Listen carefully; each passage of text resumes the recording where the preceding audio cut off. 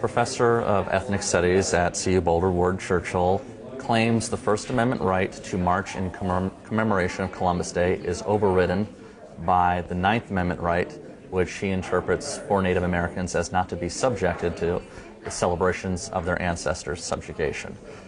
My question, first off, is the constitutional argument Churchill here makes a valid one? It's not a valid argument that any lawyer, I think, would recognize. All the Ninth Amendment says is that the enumeration of rights in the first 8 amendments to the Constitution shouldn't be taken to disparage the continued existence of rights that are unenumerated. It doesn't say what the unenumerated rights are. It would be very surprising if the framers thought that the First Amendment was limited by rights that were unenumerated in a way that would it also, there's no, so that if one thinks about the meaning as the original meaning of the framers, that doesn't make any sense. If you think about it as something which is elaborated by judges in a professional community, there's no precedent to suggest that. And it's quite anomalous to think that people have a right under the Constitution, enumerated or not, to prevent other people from doing, other private persons from doing things. So to me, it just doesn't make any sense. Well then, the last question from this, since you actually answered most of the others with that response, is has this argument ever been put forward, either previously or currently, by any notable law academic or practitioner, or even any law publication or record to note? Not to my knowledge. Okay. Thank you very much. This question is on the juxtaposition of civil liberties or civil rights, dealing with the First Amendment and the Ninth Amendment. Professor of Ethnic Studies here at Boulder, Colorado, Ward Churchill, claims that the First Amendment right to march in commemoration of Columbus Day is overridden by the Ninth Amendment right of Native Americans not to be subjected to celebrations of their ancestors' subjugation. So my question to this is the constitutional argument that Churchill makes a valid one?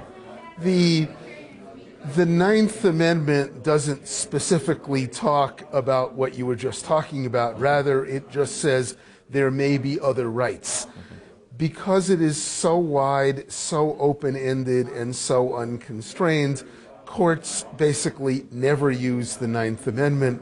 If the Ninth Amendment were allowed to be the vehicle for adding any number of rights of whatever variety, it would defeat most of the point of having a specifically written Constitution in the first place. So Ninth Amendment arguments tend to be the last resort of people who can't find sources for what they want to argue for anywhere else in either the Constitution or the case law. Could this be maybe what you might call a novel approach? Maybe that's a nice way of saying a bizarre approach to using one amendment as a means of saying that it contradicts and overrides another amendment? Has that ever been done? No, that's quite common. I mean, I certainly wouldn't use the word bizarre. There are a number of constitutional provisions that are in some tension with each other.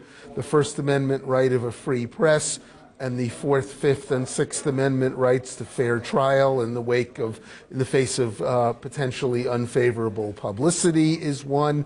Or the conflict between 14th Amendment equality rights and First Amendment rights to speech, including under American doctrine hate speech. So arguing that one constitutional provision ought to limit another is a common, not novel, certainly not bizarre form of argument, although almost always it's from an amendment far more concrete than the Ninth. Then lastly, can any argument be made using any amendment or any part of the Constitution to restrict what would be guaranteed by the First Amendment in this case that Ward Churchill makes? Well, I'm not going to talk concretely about sort of his case in particular. I would say, though, that in the U.S., compared to most other countries, most of the provisions that one might find in other amendments that might limit the First Amendment have not been successfully used to limit the First. Most of the arguments about using 14th Amendment equality rights to limit the First Amendment have failed.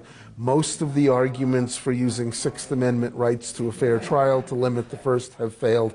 Unlike in other countries, free speech and free press, at least under current American doctrine, are taken almost always to trump most other things, including arguments from other constitutional provisions. Oh, Professor Schauer, thank you. It's been a Thank pleasure. you.